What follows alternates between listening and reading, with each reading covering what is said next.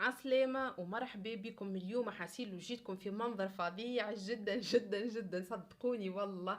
قاعدة ننظف الكوجينة، حاسيلو منا فطور ومنا قدين ومنا كيفي ومنا اجبد منا، وكما تراو الفور يخدم. حاسيلو ما نحكي لكمش يا جماعة، حالة الكوجينة باش تمشي تشكي بيا من الاخر وعلى الاخر. الحاصل حبيت نوريه لكم وهي هكايا. مازلت ما عملتش حتى شيء، حطيت كل شيء على بعضه، مازلت قاعدة ننظف فيها باش نحكها، وان شاء الله نتلاقاو كيما ريتوها هكي باش تشوفوها من بعد ما ننظفها ونقدها ونحكها بالكدا ونفرشها ونزينها. وان شاء الله يا ربي يا ربي يا ربي تعجبكم، تحطوا لي كومونتير نتاعكم اذا كان عندكم دي غومارك. يا جماعة بعد ما كملت قديت كوجينة، نحب ان شاء الله ناخذ رايكم كيفاش، اعطيوني رايكم.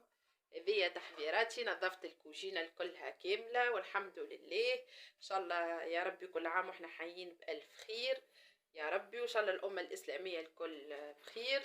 هذه معناتها كملت قديتها كل كما تراو فيها هكايا.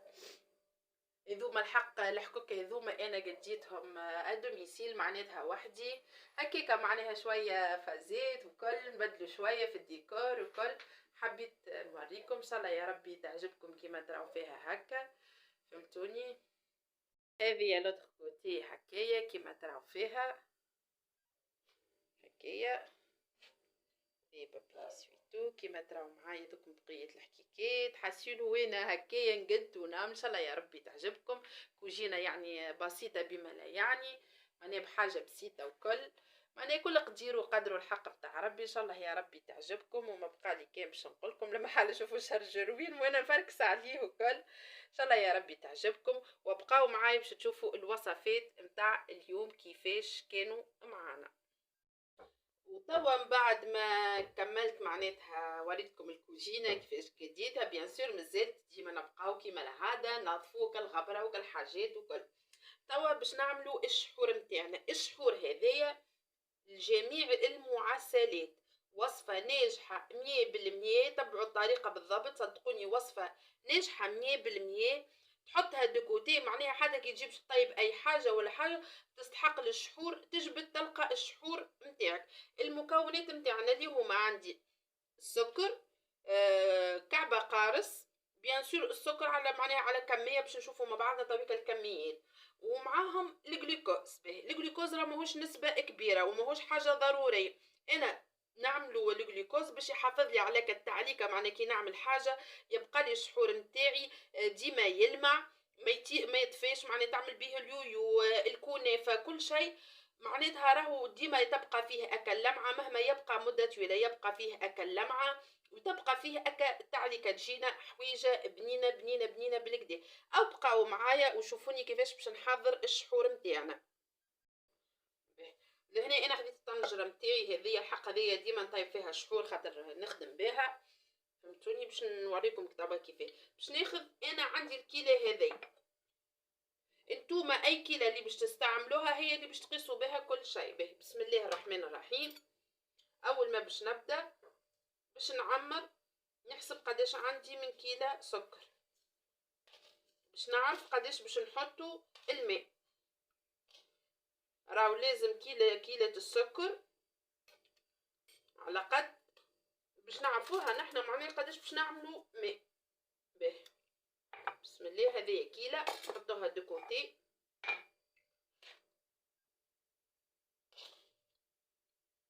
هكايا. هذايا صدقوني ناجح 100%. بالنسبه للجو اذا كان اللي ما تحبش معناها تبقى لها الجو نتاع القارص، فما شكون تقول لك معناها تبقى لي انا الجو نتاع السيترون، ما نحبش الجو. شنو تعمل هنا؟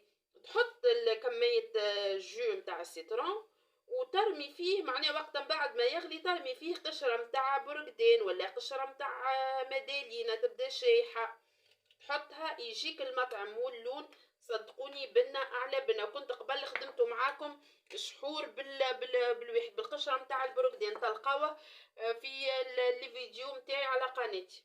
هذه الكيلة الثانية. هنا عندنا كيلتين شحور،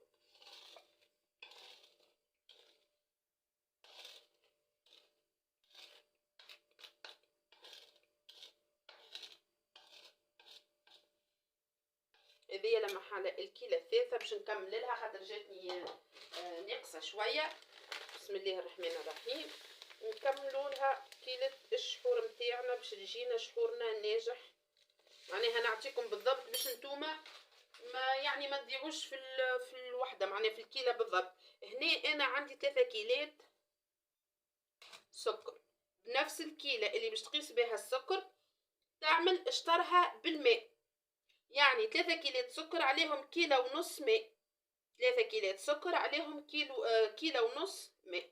قبل ما نحط الماء متاعي كنت انا خذيت لهنا الجو نتاع السيترون، خذيت عصير كعبة قارص، نحطو نحركو نوزعو شوية هكايا،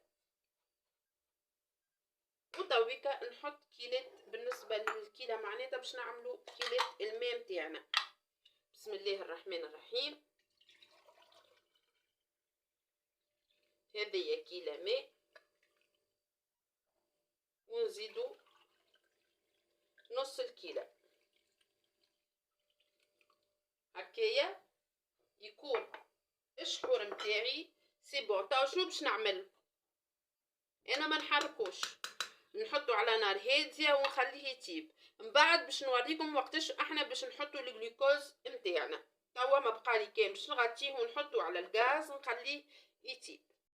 يا سيدي بعد ما حطينا كالشحور متاعنا يطيب، توا باش نقدو الكنافه. عملنا ولا عطيتكم وصفه بالكنافه، اسنا باش نزيد نعطيكم وصفه اخرى سهله ماله ما فيها حتى شيء.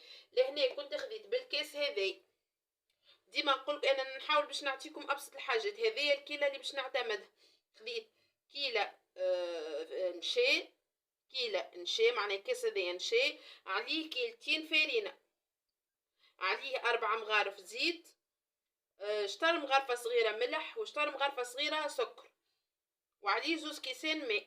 نعاود لكم كيله نشا، عليه 2 كيلات فرينه، عليه 4 مغارف كبار متاع ماكله زيت، 2 كيسان ماء، مغرفه شطر مغرفه صغيره ملح وشطر مغرفه صغيره سكر، وننطلقوا مع بعضنا في تحضير الكنافه متاعنا.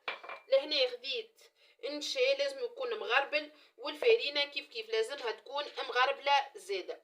هنا نحطوا المكونات متاعنا الكل. بسم الله الرحمن الرحيم. هذيا شطر مغرفه ملح وشطر مغرفه سكر نحطهم هنا عندي. السكر هذاك باش نقول لكم شنو هو السكر. السكر باش كي نطيبوا معناها الكنافه تزيد تعطينا ابار معناها بالزبده، هي تزيد تعطينا اكل اللون المستحمر، اللون الدوري نقولوا نحنا. ناخذ الفواء متاعي نخلط هكا النواشف متاعي كلها مع بعضها، ندمجها باش من بعد ما يقعد ليش شيء معناها مخدوم اكثر من شيء. نحرك بالباهي بالكدا بالكدا كما تراو فيها معايا. انا نخدم كل شيء راني عروبي على غال كيف هكايا. توا باش ناخذ 4 مغارف زيت، 4 مغارف نتاع ماكله، 4 ملاعق اكل نتاع زيت كيف هكا.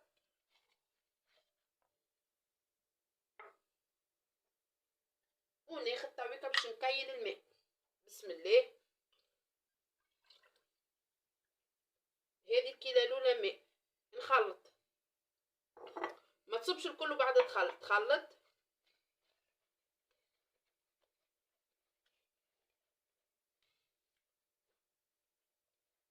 خلط معناها البات متاعنا.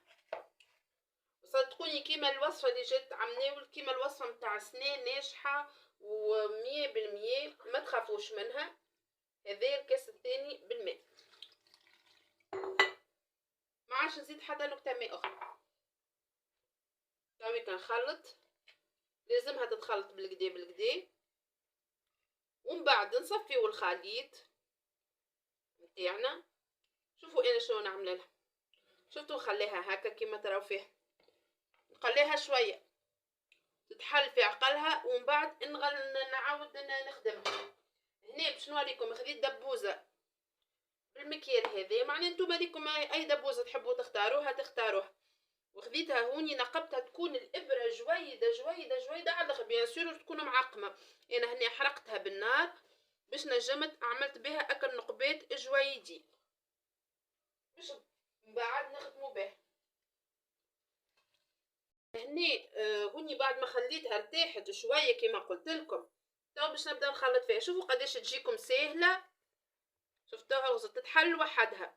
توا انا باش نحاول نخدمها بالكدا بالكدا، نحاول كيفاش نركضها بالباهي مدة دريج هكاكا، دريج ونص، وين تلقاوها عملت هكا الفقاعات.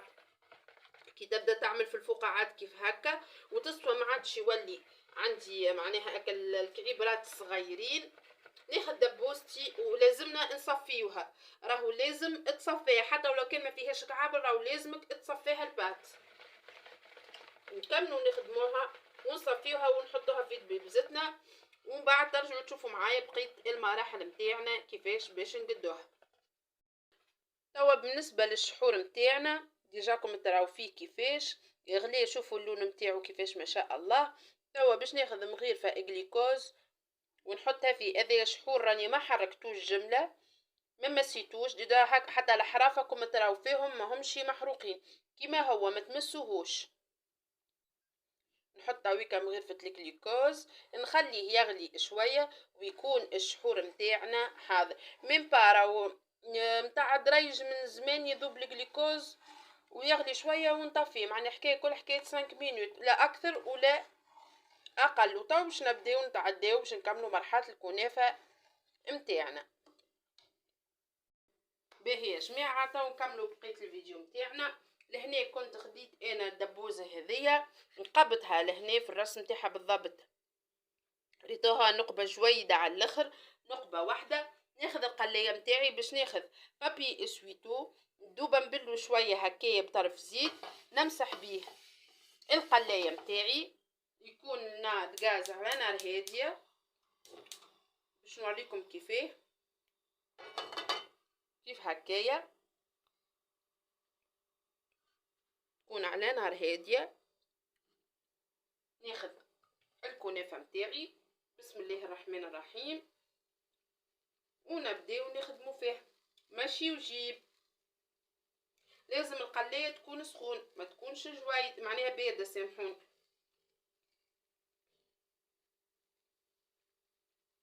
ديجا هاكم تراو فيها معايا.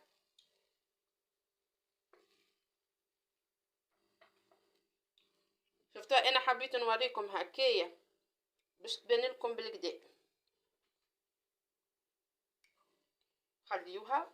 شفتوا بالبابي نخدمو، شفتوها بالزيت البابي متاعنا هذيا.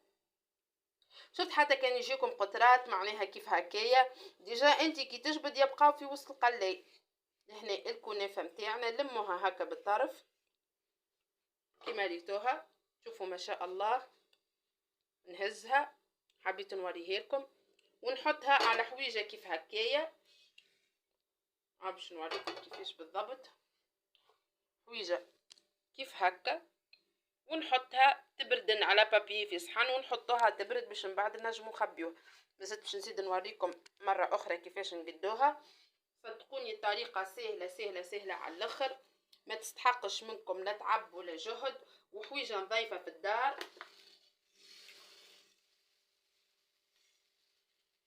ما شاء الله كما تراو فيها ما تلصقش لبعضها. وتو تشوفوني كي نخدم بها ان شاء الله الوصفات في رمضان، في الدبارات، في التحضيرات، في متاع السهريات، ومازالوا يستناو فينا ان شاء الله فيديوهات اخرين متاع تحضيرات رمضان. نحب نوريكم، شفتوها ما شاء الله. صدقوني وصفة ناجحة 100%. في ساعة تتنحى ما تقلقش.